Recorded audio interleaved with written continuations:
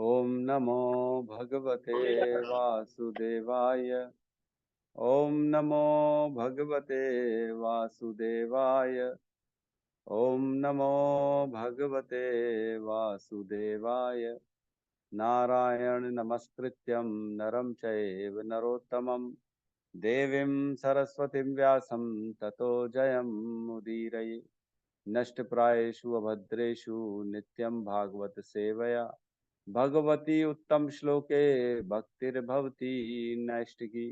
कृष्णाय वासुदेवाय देवकी नंदनाय च नंदगोपकुमाराय गोविंदाय नमो नमः। जय श्री कृष्ण चैतन्य प्रभु नित्यानंद श्री अद्वैत गदाधर श्रीवासादि गौर भक्ता वृंद। हरे कृष्णा कृष्णा कृष्णा हरे हरे हरे राम राम राम हरे हरे। हरे कृष्णा कृष्णा कृष्णा हरे हरे हरे राम राम राम हरे हरे। हरे कृष्णा कृष्णा कृष्णा हरे हरे हरे राम राम राम हरे हरे। हरे कृष्णा। तो सबका स्वागत है प्रातःकालीन श्रीमद् भागवतम की कक्षा में। हरे कृष्णा प्रभु जी, दंडवत प्रणाम। धन्यवाद प्रणाम माता जी। आज आ गए प्रभु बीमार जी। हैं। जी जी। आपका हरे कृष्णा स्वागत है, प्रभु बहुत जी, बहुत दंडवत प्रणाम। हरे कृष्णा धन्यवाद प्रणाम। ठीक है, तो सबका स्वागत है भागवतम की कक्षा में। कल हमने 1.3.2 पढ़ा था, राइट? नहीं, हाँ 2 पढ़ा था ना। आज हम 1.3.3 में प्रवेश करेंगे। तो पहले एक बार फिर से दोनों दोनों श्लोक को देख लेते हैं, पहला और दूसरा श्लोक को, है ना। तो पहला श्लोक जो है तीसरे अध्याय का, उसमें कहते हैं, सूत गोस्वामी जी कहते हैं, श्रील सूत जी ने कहा, सृष्टि के प्रारंभ में श्री भगवान ने सर्वप्रथम विराट पुरुष अवतार के रूप में अपना विस्तार किया और भौतिक सृजन के लिए सारी सामग्रियां प्रकट की, मतलब महतत्व प्रकट किया। ठीक है, हरि बोल। आज तो हमारे रघुनंदन प्रभु भी अपना क्या नाम है, नंदन हैं? अरे हरे प्रणाम। हरे कृष्णा। क्या हाल है प्रभु जी, आप कैसे आज यहाँ पे? बस प्रभु जी, अब वहाँ 18 19 20 अभी अनाउंस किए, नहीं हो पाई क्लास करके। अच्छा, 17 18 19 20 तो वो नहीं हो पाएगी। ठीक है, आज हो गई 17 18 19, तो शायद हमारी भी क्लास नहीं हो पाएगी। आज हो रही है हमारी, ले देके। ठीक है, तो आपका स्वागत है। और ठीक है, तो इसमें कह रहे हैं कि श्री कृष्ण ने अपना पहला विस्तार किया। किसने? वासुदेव ने अपना पहला विराट पुरुष अवतार जो है अपना विस्तार किया, जिसमें भौतिक सृजन के लिए सारी सामग्रियां प्रकट की, है ना। जो महतत्व था उसको प्रकट किया। इस प्रकार सर्वप्रथम भौतिक क्रिया के 16 तत्व उत्पन्न हुए। तो हमने कल परसों चर्चा करी थी, 16 तत्व कौन से हैं भौतिक सृजन के। 5 तत्व जो है, भ से भूमि, ग से गगन, व से वायु, अ से अग्नि और न से नीर। ये 5 तत्व हो गए। उसके पांच पांच ज्ञान इंद्रियां हो गए, आंख, कान, नाक, जीवा और त्वचा। ये हो गई 5 ज्ञान इंद्रियां। और उसके बाद 5 कर्मेंद्रियां प्रकट किया, हाथ, पैर, वाणी और जो है आपका जननेन्द्रियां और गुदा। ये 5 5 5 तीनों 15 हो गए, और एक मन। ये 16 तत्व जो है ये प्रकट किए, है ना, ताकि जो है, और यह सब भौतिक ब्रह्मांड के निर्माण के निमित्त किया गया। कैसे निमित्त किया गया? भगवान की इच्छा हुई कि ब्रह्मांड की सृष्टि की रचना की जाए, तब उन्होंने ये सारा कुछ काम किया। ठीक है, मतलब जब इच्छा होती है, भगवान अपना विस्तार महाविष्णु के रूप में करते हैं, और महाविष्णु अपने रोम कूपों से उत्पन्न करते हैं अनेक अनेक ब्रह्मांड। उसमें दृष्टिपात करते हैं। दृष्टिपात में क्या क्या डालते हैं मैंने बताया था, बताइए कौन बताएगा? दृष्टिपात करते हैं महाविष्णु, तो क्या क्या उसमें डालते हैं दृष्टिपात में? कोई नहीं बता रहा। हरे कृष्णा प्रभु जी। हरे कृष्णा। दंडवत प्रणाम। प्रणाम। सो ही रहे लग रहा है। हाँ प्रभु जी, वो महाविष्णु किसमें दृष्टिपात करते हैं ये पूछ रहे ना? नहीं, मैं ये पूछा दृष्टिपात करते हैं तो क्या क्या चीजें एंटर करते हैं ब्रह्मांड में, दृष्टिपात से क्या चीजें अंदर जाती हैं? अह, प्रभु जी क्षीरोदक छाया विष्णु के रूप में करते हैं क्या एक्सपेंशन? नहीं नहीं, वो नहीं पूछ रहे, हम पूछ रहे हैं कि ब्रह्मांड जो दृष्टिपात करते हैं उसमें दृष्टिपात में क्या चीजें दृष्टिपात से प्रवेश करती है ब्रह्मांड के अंदर। राधिका माता जी करें सतो रजो तमो गुण। और कोई? अरे यार, ऐसा मत करो भाई, निराश मत करो।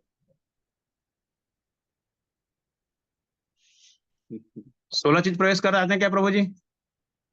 वो तो बता ही दिए, 16 चीजें जो प्रभु है जी वो अपना अंश प्रवेश करते हैं। वो तो एक्सपेंशन करते हैं और गर्भोदक्षाई विष्णु के रूप में प्रवेश करते हैं। लेकिन दृष्टिपात, दृष्टिपात मैंने बताया था, दृष्टिपात से क्या चीजें अंदर होती हैं? महातत्व। महतत्व। नहीं, महातत्व ये माता जी ने आंसर दिया है, मैंने नहीं दिया। अरे यार, ऐसा मत करो भाई, ये मेरे को ऐसा लग रहा है 2-3 दिन तक मैं जो बोला हूँ किसी ने सुना ही नहीं है। तीनों प्रभु जी तीनों गुण जागृत हो जाते। तीनों गुण जागृत हो जाते हैं, एकदम सही कहा। एक पॉइंट यही था कि जब वो दृष्टिपात करते तो तीनों गुण में जो है एजिटेशन हो जाता है, जागृत हो जाते हैं, रेस लड़ते एक दूसरे के साथ। लेकिन और भी चीजें, मैंने 2 चीजें बताई थी कि दृष्टिपात से प्रवेश करती। प्रभु जी जो आत्माएं सुप्तावस्था में रहती है, ब्रह्मा उनको उनके पूर्व जन्मकृत कर्मों के अनुसार उनके उस गुणों में प्रविष्ट कराते हैं। नहीं नहीं नहीं, ये नहीं था, ये तो बाद में होता है। ब्रह्मा जी अभी पैदा कहाँ हुए हैं? ब्रह्मा जी तो ब्रह्मांड बनने के बाद गर्भोदक्षाई विष्णु जब प्रवेश करेंगे, जब वो कमल दंडी आएगी तब जो है उसके बाद ब्रह्मा जी जो है उनको ज्ञान मिलेगा, तपस्या करेंगे तब उनको ज्ञान मिलेगा, तब वो जीवों को अपनी अपनी कर्मानुसार योनियां प्रदान करते हैं। एक जो है ना, व्हाट्सएप चैट में, इसमें चैट में माता जी हरे कृष्णा जो है ये किसने लिखा है? प्रधान, प्रधान और प्रधान, प्रधान थोड़ी अंदर प्रवेश करते हैं। यस सत्यम प्रभु बताइए। हरे कृष्ण जी। ननो प्रणाम। सबसे पहले जीवात्माओं का प्रवेश कराते हैं, काशमती का प्रवेश कराते यस, हैं, और फिर तीनों गुणों को प्रवेश। एजिटेशन कराते हैं। सब बहुत इंपॉर्टेंट है कि जीवात्माओं का प्रवेश भौतिक ब्रह्मांड में महाविष्णु के दृष्टिपात से होता है। और एक और शक्ति प्रवेश करते हैं, काल शक्ति उनके दृष्टिपात से अंदर होती है। और प्रकृति के गुण और काल, प्रकृति के गुण पहले ही रहते हैं लेकिन उनमें एक्टिवेट जो है ना वो दृष्टिपात के बाद होता है। मैंने इतना समझाया था कि जिस प्रकार बच्चा सोया रहता है, क्लास में टीचर आते चिमटी काटती तो उचक जाता है, वैसे ही सोए रहते तीनों गुण, लेकिन जैसे ही दृष्टिपात होता है तो वो खड़े हो जाते हैं और वो लोग एक दूसरे से प्रतिस्पर्धा चालू कर देते हैं। तो ऐसा मत करिए। ये जो है कल भी मैंने समझाया था कि ये सारे जो है ना तत्वों को समझना जरूरी है, क्योंकि भगवान को जानना है, जन्म मृत्यु के चक्र से बाहर निकलना है तो इन तत्वों को समझना पड़ेगा, है ना। यहाँ पे भगवान अपना श्रील प्रभुपाद ने तात्पर्य में लिखा ही है, जो ये जान जाता है वह फिर दोबारा इस जन्म मृत्यु के चक्र में नहीं आता, है ना। वो जो है इन सब चक्रों से बाहर हो जाता है। जब तक समझेंगे नहीं कैसे बाहर हो पाएंगे? ठीक है। तो दृष्टिपात होता है और फिर उसके बाद स्वयं एक अपना विस्तार करते हैं महाविष्णु और उस ब्रह्मांड के गर्भ में चले जाते हैं, वहां पे जाके लेटते हैं। और जब लेटते हैं तो उनके शरीर का जो पसीना होता है उससे आधा ब्रह्मांड भर जाता है, वो उनका सागर हो जाता है ना, गर्भोदक्षाई सागर। वहां पे गर्भोदक्षाई विष्णु लेटते हैं, उनकी कमल नाभि से कमल डंडी उत्पन्न होती है। उस कमल डंडी में 14 लोग होते हैं। सबसे टॉप वाला लोक होता है ब्रह्म लोक, जो कमल के फूल में ब्रह्मा जी जिसमें बैठे हुए हैं उसको ब्रह्म लोक कहते हैं। ठीक है, यहाँ तक किसी को कोई प्रॉब्लम तो नहीं है? नहीं है। सेकंड श्लोक में हमने पढ़ा, पुरुष क्या एक अंश ब्रह्मांड के जल के भीतर शयन करते हैं, उनके शरीर के नाभि सरोवर से एक कमल नाल अंकुरित होता है और इस नाल के ऊपर खिले कमल पुष्प से ब्रह्मांड के समस्त शिल्पियों के स्वामी ब्रह्मा प्रकट होते हैं। तो बताया मैंने कि वो कमल के ऊपर ब्रह्मा जी उत्पन्न होते हैं। तो ब्रह्मा जी कौन है? कारण सागर। ये कौन सा, ये क्या सवाल है राधिका माता जी? कारण सागर पृथ्वी से नीचे है क्या? बताओ भाई, कहाँ है कारण सागर? प्रभु जी गर्भोदक करण सागर वही है जिसमें महाविष्णु लेटते हैं, वो तो आध्यात्मिक जगत में है प्रभु जी। तो वो तो ब्रह्मांड में ही नहीं है माता जी, ब्रह्मांड के ही बाहर है, तो पृथ्वी से नीचे कैसे होगा? कारण सागर में महाविष्णु लेटे हैं और वो कारण सागर के इस पार जो है भौतिक संसार है, जो महतत्व के बादल से ढका हुआ है, जहां पे भगवान की ब्रह्म ज्योति पहुंच नहीं पाती है, जिस तेज से सारा आध्यात्मिक जगत जलायमान रहता है, जिसमें प्रज्वलित रहता है, वो तेज महतत्व के बादल के कारण इधर प्रवेश ही नहीं कर पाता है भौतिक संसार में। समझ में आ रहा है माता जी? अगर कोई डाउट है तो पूछ सकते हैं, कोई प्रॉब्लम नहीं है ना? क्योंकि पृथ्वी के नीचे कैसे होगा? ब्रह्मांड के ही बाहर है कारण सागर। पृथ्वी के नीचे जो ब्रह्मांड है, एक गोला आकार ब्रह्मांड है, उस ब्रह्मांड में 14 लोक होते हैं, जिसमें बीच में पृथ्वी होती है। इस ब्रह्मांड के गर्भ में, मतलब बॉटम में, गर्भोदक्षाई विष्णु लेटते हैं, जिनके पसीने से सागर बन जाता है और उस वो आधा ब्रह्मांड तक पहुंच जाता है लगभग। ठीक है? तो इस प्रकार जो है ना, गर्भोदक्षाई विष्णु लेटते हैं। और कल मैंने चर्चा करी थी, ब्रह्मा जी क्या सभी ग्रहों को उत्पन्न करते हैं? 14 लोक जो हैं उसको ब्रह्मा जी बनाते हैं क्या? यस और नो? नहीं प्रभु जी। नहीं बनाते हैं, नहीं बनाते हैं। ठीक है। क्या ब्रह्मा जी इस ब्रह्मांड को बनाते हैं? नहीं प्रभु जी। नहीं बनाते हैं, नहीं बनाते हैं। ठीक है। क्या ब्रह्मा जी जीव आत्माओं को बनाते हैं? नहीं प्रभु जी। नहीं बनाते। क्या ब्रह्मा जी सभी जीवों को शरीर प्रदान करते हैं? जी हाँ प्रभु जी। करते हैं प्रभु। हाँ हाँ, अब सही है, अब लगता है सही पकड़ लिए ना। ठीक है। तो ब्रह्मा जी ना ही इस संसार को बनाते हैं, ना ही लोकों को बनाते हैं, ना ही काल शक्ति को बनाते हैं, ना ही किसी और चीज को बनाते हैं। वो क्या करते हैं? वो जो जीव दृष्टिपात हो चुके हैं उस ब्रह्मांड के अंदर, और जो 5 तत्व प्रवेश कर चुके हैं इस ब्रह्मांड के अंदर दृष्टिपात से, उन्हीं को एकत्रित करके सभी जीवात्माओं को उनके कर्मानुसार शरीर और योनियां प्रदान करते हैं। ये काम होता है ब्रह्मा जी। हरे ठीक है? कृष्ण प्रभु जी। सॉरी प्रभु जी, बीच में बोल रही। प्रभु जी, वो महाविष्णु और क्षीरोदक साई विष्णु एक ही है क्या? नहीं ना? नहीं, कैसे एक हो जाएंगे? तो महाविष्णु नहीं, का मैंने काम काम क्या है? खाली लेटे रहना और ब्रह्मांड प्रकट करना। सांस छोड़ेंगे तो ब्रह्मांड निकलेंगे, सांस लेंगे तो ब्रह्मांड अंदर चले जाएंगे, और दृष्टिपात करेंगे, सारे जीव काल शक्ति का प्रवेश कराएंगे। और ये काम है महाविष्णु। क्षीरोदक साई विष्णु का हम लोग को मतलब ये सब करना, आत्मा डालना करना, सब देखना, वो है क्या? नहीं नहीं, वो क्षीरोदक्षाई विष्णु मैंने बताया था। सभी जीवों का परमात्मा कौन है? क्षीरोदक्षाई विष्णु, है ना? सभी के अच्छा। हृदय में जो प्रवेश करते हैं वो क्षीरोदक्षाई विष्णु है। सभी ब्रह्मांडों के गर्भ में जो प्रवेश करते हैं वो गर्भोदक्षाई विष्णु है ना? तो इस प्रकार मैंने बताया था आपको। पहले महाविष्णु अपना विस्तार गर्भोदक्षाई विष्णु के रूप में करते हैं और सभी ब्रह्मांडों के गर्भ में चले जाते हैं, और उसके बाद वो गर्भोदक्षाई विष्णु अपना विस्तार करते हैं, और सभी शरीर जब बनाते हैं, ब्रह्मा जी सबको शरीर देते हैं, तो वो शरीर को एक्टिवेट करने के लिए खुद अपना विस्तार करके क्षीरोदक्षाई विष्णु जो है ना के रूप में सभी हृदय में चले जाते हैं। कौन चले जाते हैं?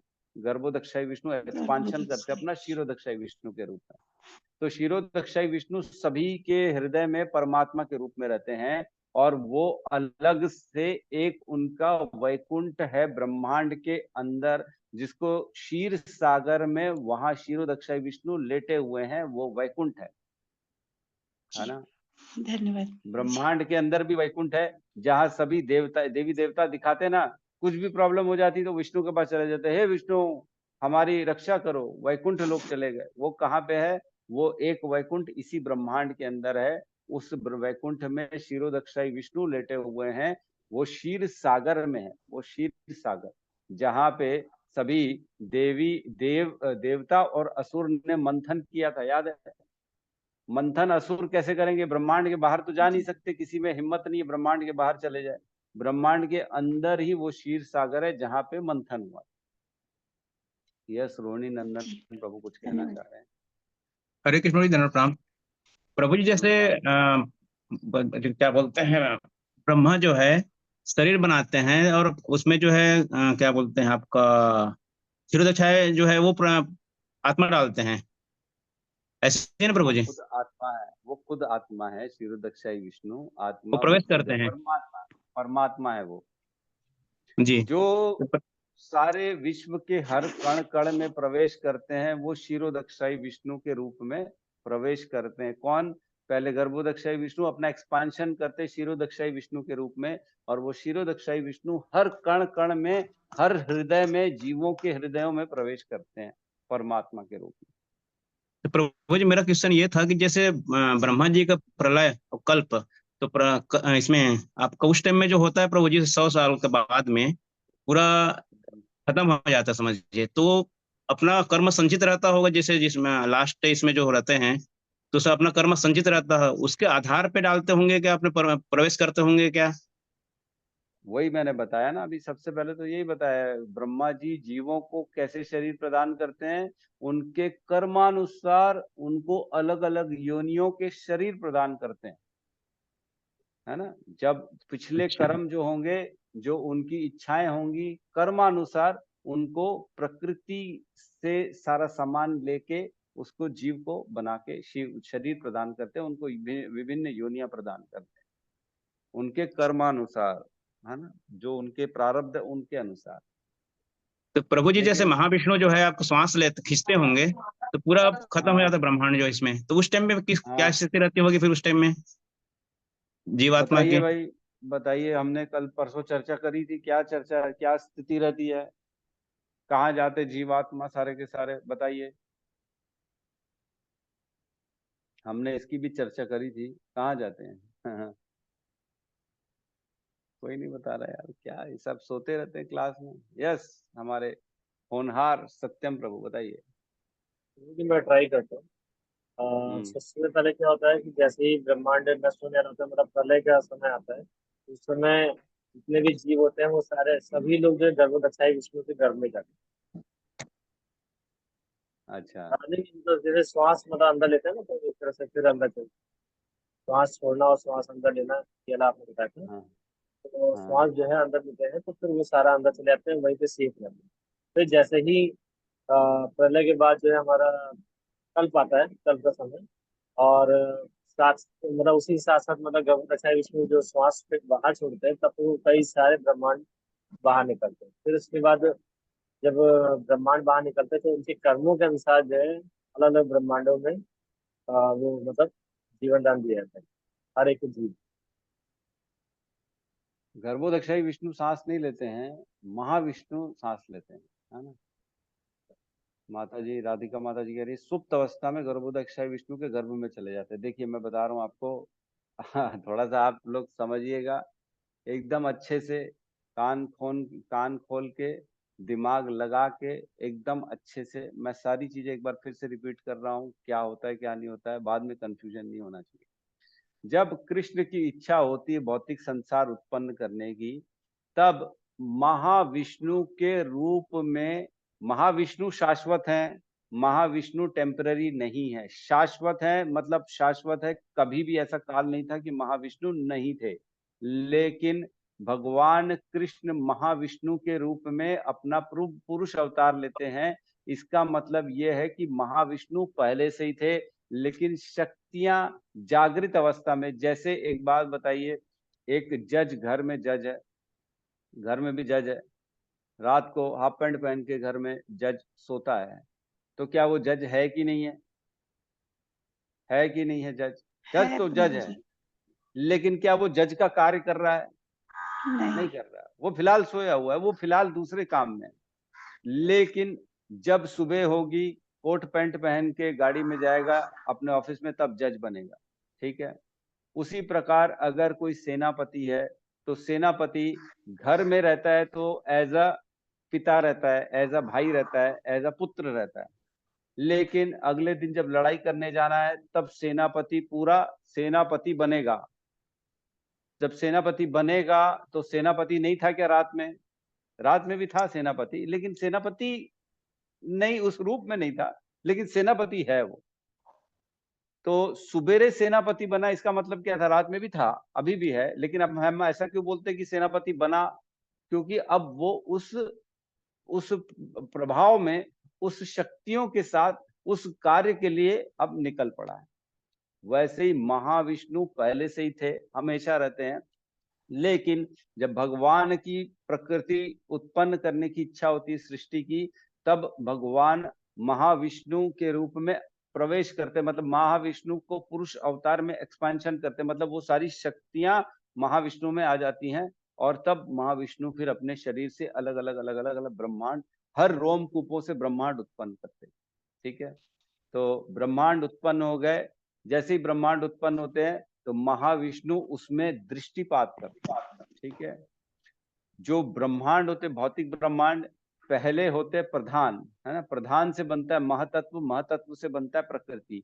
तो जब जैसे ब्रह्मांड उत्पन्न करते हैं, इनिशियली वो प्रधान होते हैं, लेकिन जैसे ही उनकी दृष्टिपात होती है कारणोदक्षाई विष्णु की, उनमें ब्रह्मांडों में अलग अलग जो अंडे आकार के होते हैं, उनमें दृष्टिपात होती है, तब जो होते हैं वह बनते हैं महतत्व। दृष्टिपात से उसके अंदर जीव आत्माएं प्रवेश करती हैं और काल शक्ति प्रवेश करती है। दो चीजें प्रवेश करती हैं। और तीसरी चीज क्या होती है? जो प्रकृति, जो प्रधान के अंदर तीन गुण सुप्त अवस्था में रहते हैं, जो सोए रहते हैं, वो जाग जाते हैं। ठीक है।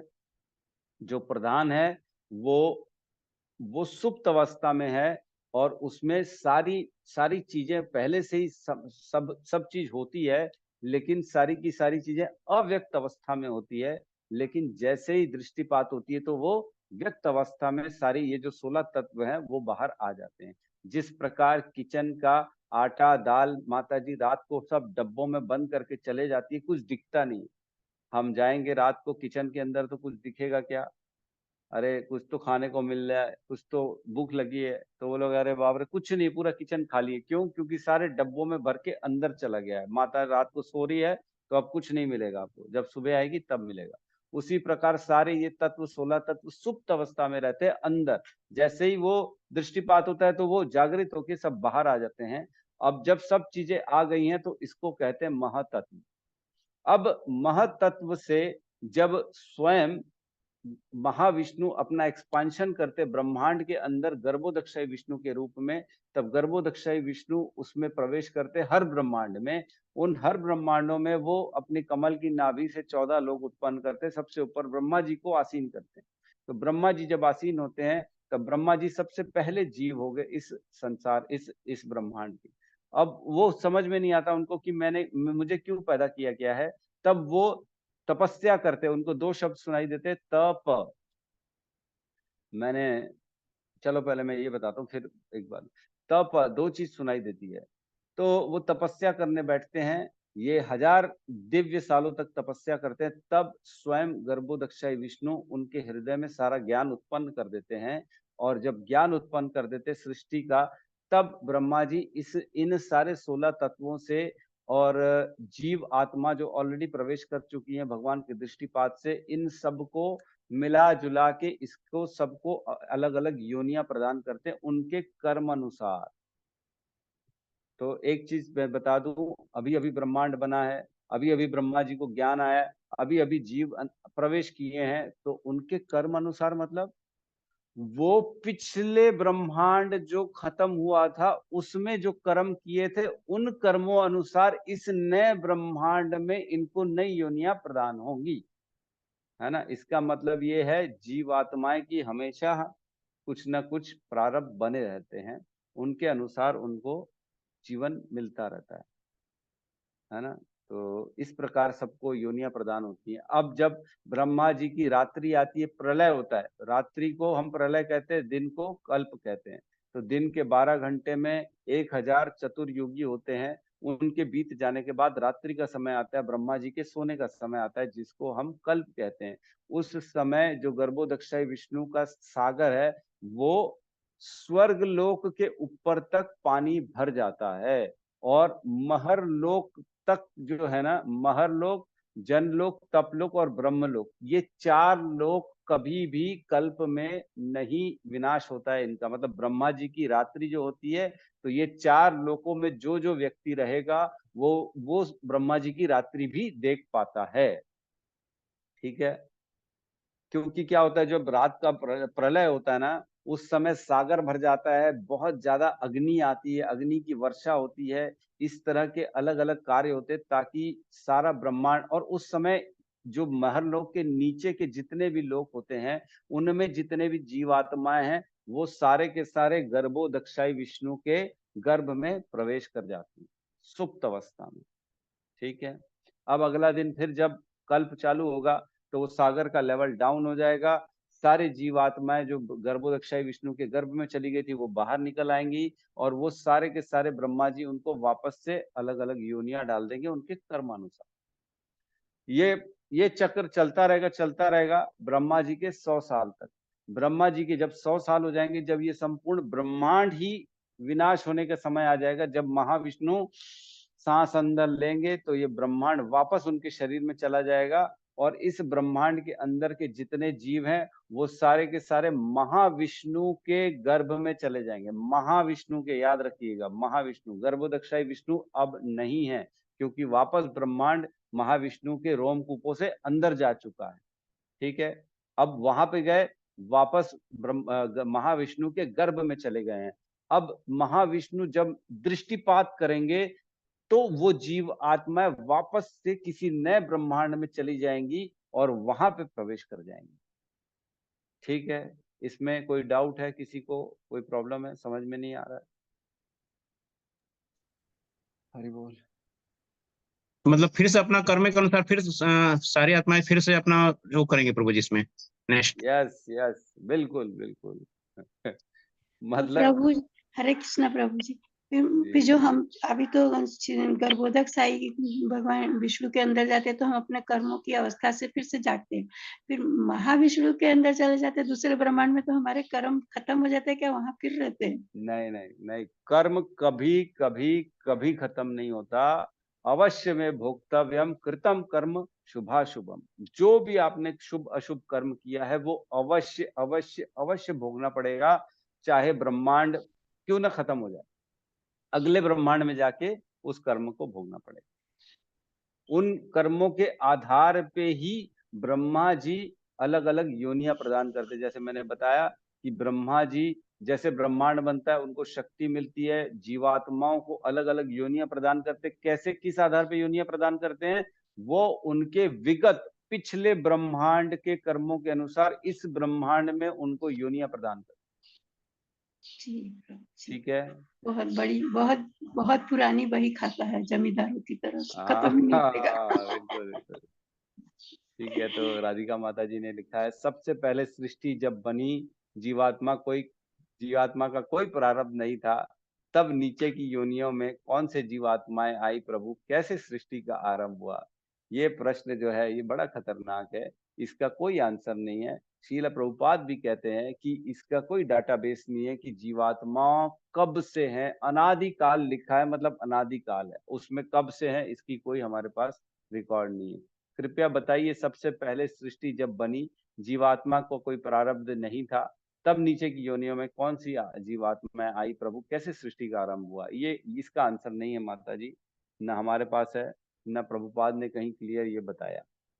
प्रभुपाद ने ये बोला है कि अभी आप बस ये देखो कि मैं गड्ढे में गिरी हुई हूँ, अब मैं इधर से कैसे बाहर निकलूं।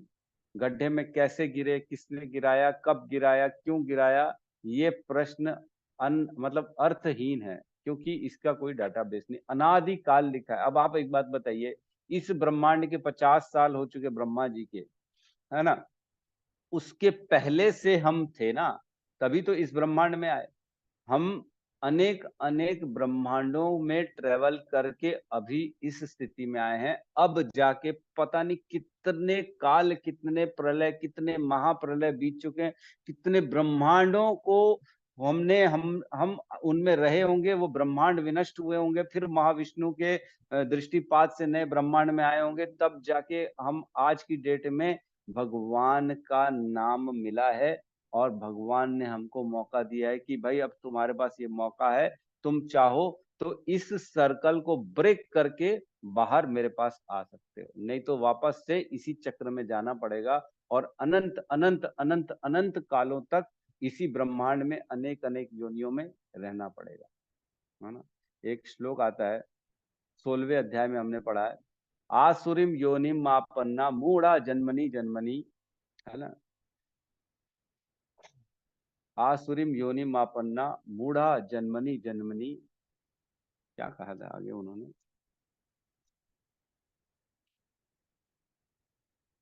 माम अप्राप्य कौंतुए ततो यान्ति अधमाम गतिम, है ना। इसका मतलब क्या है, जो आसुरी है, जो मेरे को नहीं जानता है, वो व्यक्ति को मैं जन्मों जन्मों तक, भयंकर सारे जन्मों तक आसुरी और गंदी योनियों में डालता हूँ।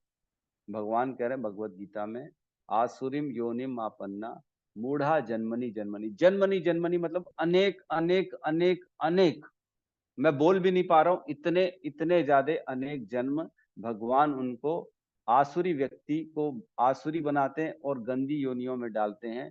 क्या कह रहे हैं, अप्राप्य माम कौंतु है, वो कभी मुझको प्राप्त नहीं कर पाता। और क्या कह रहे हैं, ततो यान्ति अधमाम गतिम, अधम से अधम गतियों में मैं उसको भेजता हूं, भगवान का। तो मतलब इतना समय जो बीत चुका है, वो कैसे बीता है, भगवान का विस्मरण करके हम इतनी सारी योनियों में जा चुके हैं। और अब ले दे के किसी वैष्णव की कृपा से हमारे पास ये ज्ञान आया है और इधर से निकलने का मौका मिला है। मतलब किससे, इन अनेक आसुरी योनियों से निकलने का मौका मिला है। मतलब करोड़ों अरबों से भी बहुत ज्यादा योनियों के बाद एक बार भगवान की जब कृपा पड़ती है या किसी वैष्णव की कृपा पड़ती है, तब उस योनि को, जैसे सपोज करो, मैं अपना एग्जांपल देता हूँ, ठीक है, मैं अपना एग्जांपल देता हूँ।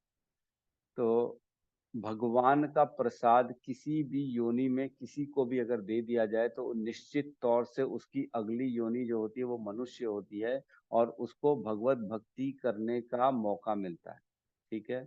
उसके जीवन में कोई ना कोई वैष्णव आएगा, कोई ना कोई उसको भक्ति का मतलब एक दिखाएगा कि तुम भक्ति कर सकते हो।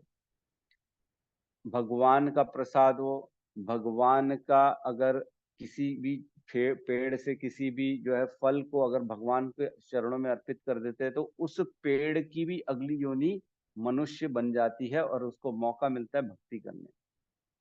तो अब क्या हुआ, मैं अपना एग्जांपल देता हूँ, मैं रोज सवेरे एक कटोरी में शक्कर लेता हूँ और भगवान को भोग लगाता हूँ रोज सवेरे।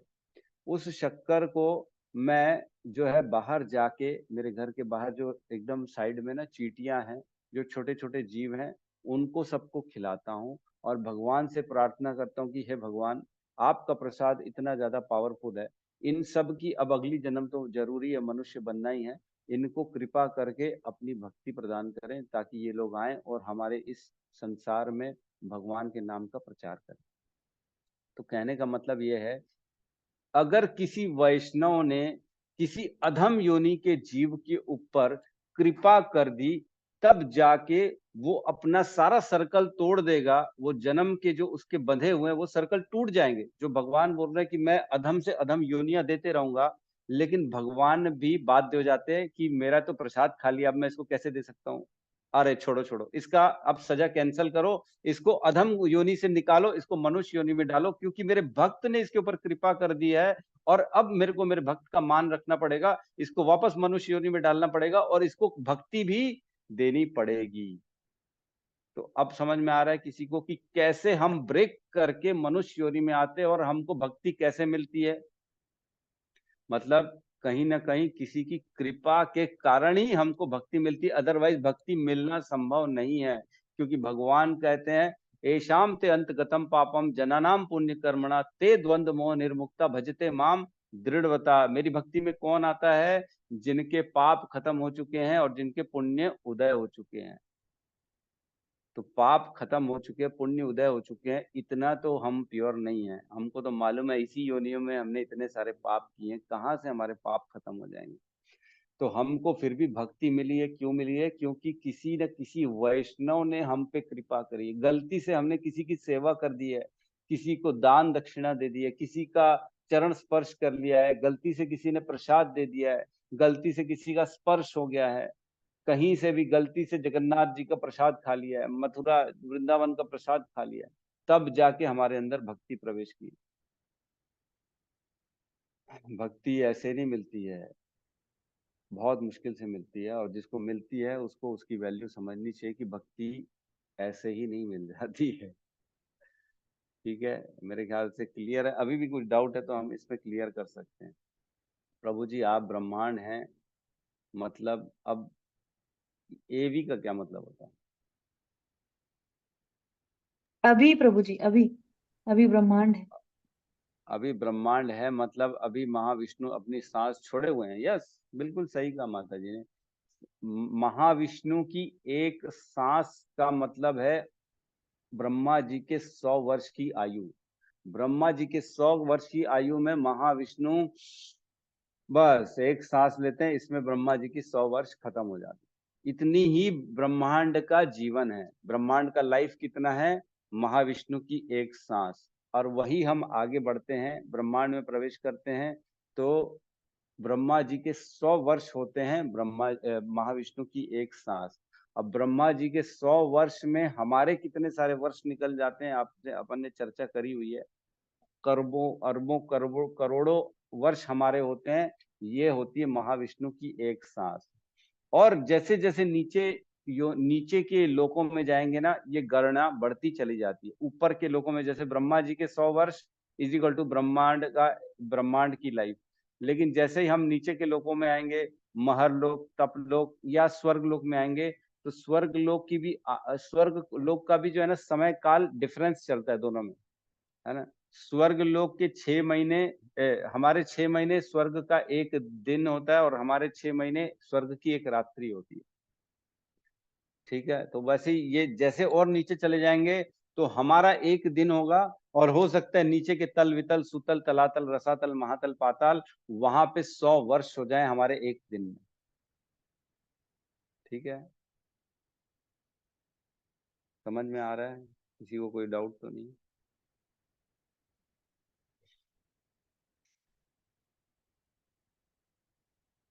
हरि बोल। कृपया सबके सब हाँ या ना करें। हरे कृष्णा प्रभु जी। महाप्रलय कब आता है प्रभु जी? ब्रह्मा जी के 100 वर्ष के बाद? 100 वर्ष के बाद। रोज का जो उनकी रात्रि होती है उसको प्रलय बोलते हैं, और जब 100 वर्ष हो जाते तब उनको महाप्रलय कहते हैं, जब पूरा का पूरा ब्रह्मांड ही वहां वापस महाविष्णु के अंदर चला जाता है। जी प्रभु जी, समझ में तो आ रहा है प्रभु जी, लेकिन बहुत वर्क करना पड़ेगा।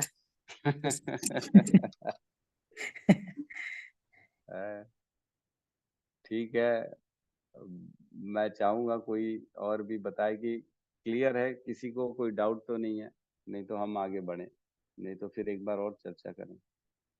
सभी जी, प्रभु जी हरे कृष्णा। क्लियर तो हो रहा है प्रभु जी, लेकिन आप क्लास आगे बढ़ा सकते, नहीं तो क्वेश्चन थे एक दो ठो, आप जैसा बोले। नहीं क्वेश्चन ले लेते हैं पहले, क्योंकि क्लियर करना ज्यादा जरूरी है। कहिए प्रभु जी क्वेश्चन। प्रभु जी दो चीज के बारे में पूछना था। एक तो बद्ध जीव होता है, एक शायद नित्य मुक्त जीव होता है। तो नित्य मुक्त जीव किसको बोलते हैं प्रभु जी? इसमें वो थोड़ा सा क्लियर कर देंगे। और दूसरा प्रभु जी, जैसे अभी आपने बताया कि महाविष्णु में तो कृष्ण भगवान जैसे जो वो करते हैं एक्सपेंशन करते हैं, उसके बाद ही तो महाविष्णु आते होंगे ना? मैं अभी वही समझाया कि महाविष्णु आते नहीं है, अब महाविष्णु शाश्वत है, मतलब हैं। हाँ, महाविष्णु शाश्वत है प्रभु जी, लेकिन कृष्ण का एक एक्सपांशन है ना। हाँ, कृष्ण का एक्सपांशन है, बिल्कुल ठीक है। ठीक ठीक। लेकिन लेकिन ये नहीं बोल सकते कि पहले कृष्ण आए बाद में महाविष्णु आए, ये नहीं बोल सकते। दोनों प्रभु जी शाश्वत अपने किसी में पढ़े ना, कृष्ण भगवान, उसके बाद से संकर्षण, फिर ऐसा करके फिर कम वयस आता है ना, ये ऐसा। सही कह रहे हैं। मैं उसमें तो जा ही नहीं रहा हूँ, मैंने कहा इतना तो पहले लोग समझे तब तो वो भी समझाऊं मैं, नहीं तो वो समझाएंगे तो फिर कुछ समझ में नहीं आएगा। ठीक है, अभी उसमें नहीं जा रहे हम। जो चतुर्व्यूह पहले भगवान का एक्सपांशन होता है, फिर संकर्षण से फिर से चतुर्व्यूह का एक्सपांशन होता है, फिर से भगवान का पुरुष अवतार होता है। इसमें जाएंगे तो मुश्किल हो जाएगी, लोग नहीं समझ पाएंगे। ठीक है प्रभु जी। तो आपका प्रश्न है नित्य बद्ध और नित्य मुक्त, है ना। जो आध्यात्म जगत के जीव हैं वे नित्य मुक्त हैं, ऐसे ही है ना प्रभु जी। यस माता जी, एकदम सही कह रहे हैं। आध्यात्म के जगत के जो व्यक्ति हैं वो नित्य मुक्त, मतलब सारे के सारे नित्य मुक्त नहीं है। लेकिन देखो क्या होता है, नित्य मुक्त मीन्स, नित्य मीन्स हमेशा, ऑलवेज, है ना। ऐसे जीव जो ऑलवेज मुक्त है उनको कहते हैं नित्य मुक्त। वो कभी भी अपनी इच्छा भोगने की नहीं किया, वो शुरू दिन से भगवान की सेवा में, राइट फ्रॉम द बिगनिंग। जैसे हमारा कोई अनादिकाल से कोई डाटा नहीं है ना, हम कब आए इस ब्रह्मांड में, हमने क्या किया क्या नहीं, ये डाटा नहीं है। लेकिन उनका डाटा ये है कि वो कभी ब्रह्मांड में नहीं आए, उन्होंने कभी भोगने की इच्छा नहीं करी, वो हमेशा भगवान की सेवा की इच्छा करी, इसलिए वो हमेशा भगवान के साथ भगवान के जगत पे रहते हैं। ठीक है, ये हो गया नित्य मुक्त। अब हो गया नित्य बद्ध जीव। जिस भी जीव ने भोगने की इच्छा करी वो इस ब्रह्मांड में आ जाता है, और उनको अलग अलग योनियों में डाला जाता है, और वो गुणों के द्वारा उनके ऊपर अलग अलग बंधन, अलग अलग आवरण हो जाते हैं उनकी बुद्धि में। वो खाली भोगने में, तीनों गुणों में, सतोगुण रजोगुण तमोगुणों में फंसे रहते हैं। वो हो गए नित्य बद्ध जीव। अब होते हैं एक और, है ना, जो है साधन सिद्ध। साधन सिद्ध, है ना। ये कौन होते हैं साधन सिद्ध? नित्य बद्ध जो होता है, जब वो साधन करता है कि मैं मुक्त अवस्था में प्रवेश करूं, तो जो साधन के द्वारा आध्यात्मिक जगत में जाता है उसको कहते हैं साधन सिद्ध। तो ऐसा है एक बार और कि बोलिए प्रभु जी, हरे कृष्णा, एक बार और। क्या है, मैं ये सब चर्चा नहीं करना चाह रहा था क्योंकि लोग कंफ्यूज हो जाएंगे, और ये क्या बता रहे प्रभु जी, ये सब तो सुना ही नहीं था हमने। ये भी क्या अध्यात्म का हिस्सा है? तो जैसे नित्य बद्ध जो जीव हैं, जैसे हम लोग हैं, हम लोग साधन कर रहे हैं। साधन मीन्स प्रयास कर रहे हैं अपने आप को इस जन्म मृत्यु के चक्र से बाहर निकालने के लिए। और भगवान कहते भी हैं कि जो मेरे भक्त हैं, जब वो मुझको प्राप्त कर लेते तो दोबारा इस जीवन में, संसार में उनका जन्म नहीं होता, वो आध्यात्मिक जगत में चले जाते हैं, है ना। न तद भास्यते सूर्यो न शशांको न पावका यत गत्वा न निवर्तन्ते तद धामम परमम मम। जो एक बार मेरे धाम में चले जाता है उसका दोबारा इस संसार में दोबारा लौट के आना नहीं पड़ता, उसका जन्म नहीं होता। तो कौन है ऐसे लोग जो भगवान की भक्ति करते हैं, इस नित्य बद्ध अवस्था में रहते हैं और भगवान की भक्ति करके आध्यात्मिक जगत में प्रवेश कर जाते हैं, वो भी दोबारा वापस नहीं आते। तो वहां कौन कौन रह रहा है? वहां पे एक तो नित्य मुक्त व्यक्ति, नित्य मुक्त जीव रह रहे हैं, और कौन रह रहा है? साधन सिद्ध, जो अपने साधन के साथ नित्य बद्ध अवस्था को तोड़ के, काट के, भगवान की भक्ति करके इस बद्ध अवस्था से निकल के मुक्त अवस्था में पहुंच गए हैं, उनको कहते हैं साधन मुक्त, है ना। तो दो टाइप के लोग हो गए आध्यात्मिक जगत में। नित्य मुक्त जीव का कोई एग्जाम्पल है क्या? देखिए ऐसा है कि नित्य मुक्त जीव का एग्जाम्पल, हरि बोल, जैसे ऋषभ देव महाराज हैं, जो नहीं नहीं ऐसा नहीं बोलना चाहिए, वो तो भगवान के ही अवतार हैं। और कौन है ऐसे, मैं नहीं बता सकता। जैसे मेरे को ऐसा लगता है कि होना चाहिए कौन, जैसे यशोदा माँ है, यशोदा मैया है ना, गोपियां हैं भगवान की, ये सारे जो है नित्य मुक्त हैं। मेरे को ऐसा लगता है, ये मेरा अपना पर्सनल एग्जांपल है, ये सारे नित्य मुक्त हैं। ये जब जब नारद भगवान आएंगे मुनि, ना, नारद मुनि प्रभु जी। नारद मुनि नित्य मुक्त हैं कि नहीं है, क्योंकि वो तो, हाँ शायद वो नित्य मुक्त ही है, नहीं मैं नहीं बता सकता, ये मेरे को नहीं मालूम नारद मुनि है कि नहीं, क्योंकि वो एक दासी के पुत्र थे और उन्होंने भी भक्ति करके भगवान को प्राप्त किया है ना, तो कहना मुश्किल है।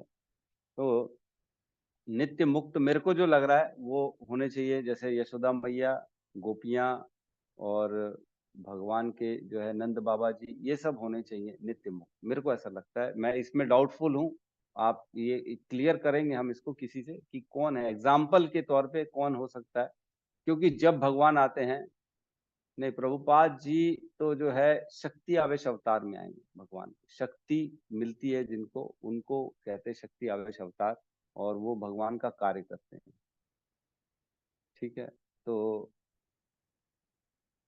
भगवान हम देखते हैं जब जब इस धराधाम में आते हैं तो उनके साथ उनके पार्षद आते हैं, है ना, वो भगवान को छोड़ते नहीं है, हमेशा भगवान के साथ रहते हैं, और वो भगवान के कार्यों में उनकी लीलाओं में सहयोग करने के लिए आते हैं। तो वो जनरली नित्य मुक्त ही होते हैं। लेकिन कई बार ऐसे होते हैं जो साधन सिद्ध होते हैं, या जो भगवान के और प्योर डिवोटी होते हैं, उनको भी कुछ न कुछ लीलाओं में हिस्सा मिल जाता है। तो ऐसा कहना मुश्किल है कि क्या प्रभु जी सिर्फ नित्य मुक्त ही भगवान के साथ लीलाओं में आते, नहीं ऐसा नहीं है, साधन सिद्ध भी आते हैं और नित्य मुक्त भी आते हैं, दोनों आते हैं भगवान की लीलाओं में उनका साथ देने के लिए। ठीक है, हरे कृष्णा प्रभु जी। साधन सिद्ध व्यक्ति को स्वरूप सिद्ध कहा जाता है क्या, कि वो अलग है? भगवत गीता में स्वरूप सिद्ध स्वरूप का उल्लेख आया है। स्वरूप सिद्ध तो वो होता है जो भक्ति करता है और मानव शरीर के रहते रहते अपने स्वरूप का उसको ज्ञान हो जाए कि मैं कौन हूँ, मैं भगवान का भक्त हूँ, मेरे को भगवान की सेवा करनी है, सभी के अंदर भगवान के दर्शन करता है, मतलब सभी के हृदय में परमात्मा का दर्शन करता है, किसी से भेदभाव नहीं करता है, उसको कहते हैं स्वरूप सिद्ध व्यक्ति, है ना, व्यक्ति है वो।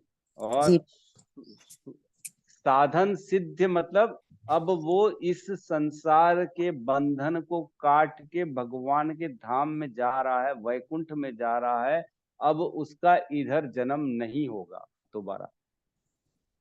जी प्रभु।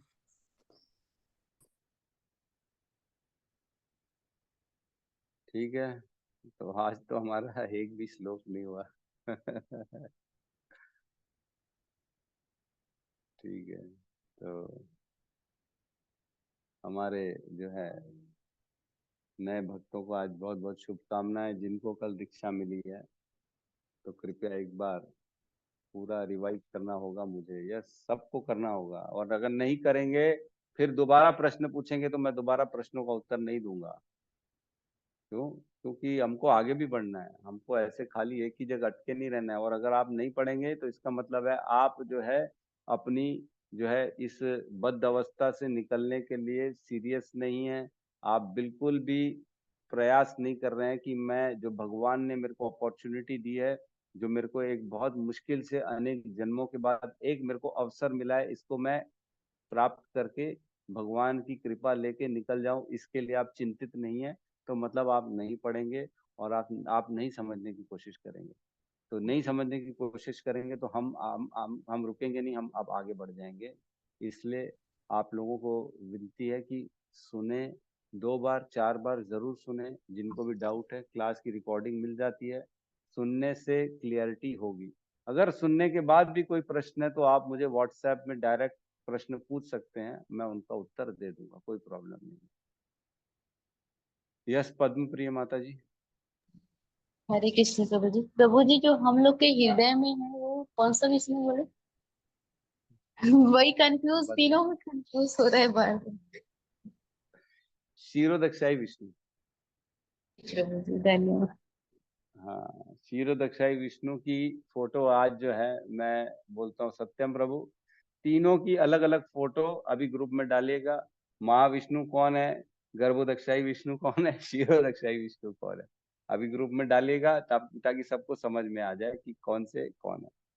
ठीक है, तो क्षीरोदक्षाई विष्णु सबके हृदय में परमात्मा रूप में होते हैं और अलग से भी उनका वैकुंठ है। मैंने बताया इसी ब्रह्मांड के ऊपर में वो क्षीर सागर में लेटे हुए हैं और वो सभी के हृदय में भी है ना। तो कंफ्यूज नहीं होना कि ये क्या क्या बता रहे हैं प्रभु जी। ठीक है, तो बहुत बहुत धन्यवाद सभी का, और यहाँ पे हम क्लास को क्लोज करते हैं सभी मिलके। ठीक है, तो कल मैं देखूंगा, मैंने बताया कि कल क्लास होगी कि नहीं, मैं आज रात तक ग्रुप में उसको डाल दूंगा। अगर क्लास होगी तो मैं ग्रुप में डाल दूंगा यस कल क्लास होगी, अगर क्लास नहीं होगी तो भी मैं डाल दूंगा क्लास नहीं होगी। लेकिन जिनको जिनको समय मिले वो आइएगा जरूर, कम से कम कुछ चर्चा कर लीजिएगा, है ना। 6 से 7 हरी चर्चा में ही बीतना चाहिए। अपने डाउट्स को लेके एक दूसरे से चर्चा कर सकते हैं कि क्या बोल रहे हैं क्या नहीं बोल रहे हैं, कहाँ पे क्या लिखा है। ठीक है, एक श्लोक आता है ना, मैं पढ़ के सुना रहा हूँ। एकम तु महतः सृष्टम द्वितीयतम अंड अंड संस्थितम तृतीय सर्वभूतस्थम तानि ज्ञात्वा विमुच्यते, है ना। ये मेरे ख्याल से हमारे शील विश्वनाथ चक्रवर्ती ठाकुर की टीका में लिखा हुआ है, तो मैं वो पढ़ के बताया। एकम तु महतः सृष्टम मतलब एक है, वो एक ही है महाविष्णु जो महत की सृष्टि करता है, महत तत्व की सृष्टि करता है, मतलब ब्रह्मांड को अपने रूपों से निकालते हैं। वो कौन है, वो है एक ही है महाविष्णु, है ना। द्वितीय तम अंड स्थितम मतलब दूसरे जो होते हैं उस अंडे आकार के ब्रह्मांड के गर्भ में स्थित हो जाते हैं। द्वितीय तम अंड स्थितम मतलब उसके अंदर प्रवेश कर जाते हैं, है ना। और तृतीयम सर्वभूतस भूतस्तम, है ना। तृतीय जो तीसरे हैं, पहला कौन हुआ महाविष्णु, दूसरा गर्भोदक्षाई विष्णु, तीसरे क्षीरोदक्षाई विष्णु, तृतीय सर्वभूतस्तम सभी भूत, भूत मतलब भूत प्रेत नहीं, भूत मतलब सभी जीव आत्माएं शरीरधारी जितने भी देहधारी हैं उनको भूत कहा गया। तृतीय त्वम सर्वभूतस्तम तृतीय जो एक्सपांशन होता है वो सभी जीवों के अंदर हृदय में परमात्मा के रूप में हो जाता है, जिसको क्षीरोदक्षाई विष्णु कहते हैं। और तानि ज्ञात्वा विमुच्यते जिसको ये ज्ञान हो जाता है वह मुक्त होता है ना। ऐसा नहीं है कि खाली डोनेशन देने से मुक्त हो जाएंगे, या खाली प्रसाद खाने से मुक्त हो जाएंगे, या खाली जो है ना वैष्णव की सेवा करने से मुक्त हो जाएंगे, ऐसा नहीं है। वैष्णव की सेवा करने से, प्रसाद खाने से, इन सब से मौका मिलता है कि हम अपने ज्ञान को बढ़ा सकें, और उस ज्ञान के बाद जो है हम मुक्ति प्राप्त कर लेते हैं। जैसे ही भगवान के बारे में सब जान जाते हैं तब हम हमारा इस जन्म मृत्यु के चक्र से छुटकारा हो जाता है। तो ये अपॉर्चुनिटी भी तब मिलती है ज्ञान की जब हमारे अंदर कहीं ना कहीं हमने भगवान की सेवा, भगवान का प्रसाद या जो भी हमने सेवाएं अलग अलग साधन किए हैं उसके बाद हमको मिलती है। तो ये प्रभु जी ने हरि बोल बहुत सुंदर ये श्लोक ही अपना भेज दिया है। तो प्रभु जी कहाँ पे है यार ये श्लोक, पाठ 77 ये कहाँ पे है? श्री कृष्ण प्रभु जी चैतन्य चरितामृत में, चैतन्य आदि लीला में प्रभु, का आदि आदि लीला लीला में इसको आप भेज 5.77 दीजिएगा ग्रुप में, ग्रुप जी में प्रभु भेज जी। दीजिएगा। तो कौन सा आदि लीला का कौन सा श्लोक नंबर है ना, 77 तो मैं भी प्रभु जी, नोट कर लूँ। 5.77। 5.77 ठीक है। बहुत बहुत धन्यवाद। हमारे बीच में इंजीनियर किशोर प्रभु हैं जो हमारे हर प्रयास करते हैं कि जो है हर श्लोक का कहीं ना कहीं से निकाल लेते हैं, मेरे को ही नहीं मालूम था कहाँ पे है। ठीक है, तो शेयर कर लीजिएगा। ठीक है, हम जी यहाँ पे प्रभु अब जी। क्लास को विराम लेते हैं, सभी मिलके हरे कृष्ण महामंत्र का जाप कर लेते हैं। हरे कृष्ण प्रभु जी, दंडवत प्रणाम। हरे कृष्ण। प्रभु जी एक मेरा छोटा सा प्रॉब्लम है। अच्छा बोलिए माता जी। प्रभु जी मेरे से अभी आजकल मेरे को बहुत गुस्सा आता है, क्या करूं? पहले नहीं आता था, पहले तो मेरा प्रारब्ध मतलब कुछ उल्टा सीधा अपने प्रति सुन के भी मैं नहीं, अभी मेरा खाना भी फेंक देते तो मेरे को गुस्सा आता है प्रभु जी, बनाना पड़ता है, तो क्या करूं? बोलती तो नहीं हूँ कुछ, लेकिन गुस्सा तो आता है प्रभु जी, अंदर अंदर कुछ वैसा बोलता है कि अब तुम्हारा भी कोई फेंके बाद में है अपना, ऐसा नहीं होना चाहिए लेकिन होता है प्रभु जी, क्या करें, भूख लगती है तो लगता है ना करने को, मैं क्या करूँ अभी? ये तो कांदा लहसुन में खाती नहीं और कुछ मेरा होता नहीं, पहले गाली विली गलौज दिए तो चलो तुम्हारा मुंह है कुछ भी करो, मेरा प्रारब्ध है मैं भोग लूंगी, लेकिन अभी पेट पे सवाल आता है तो फिर क्या करूं, मेरे को प्रॉब्लम होता है प्रभु जी।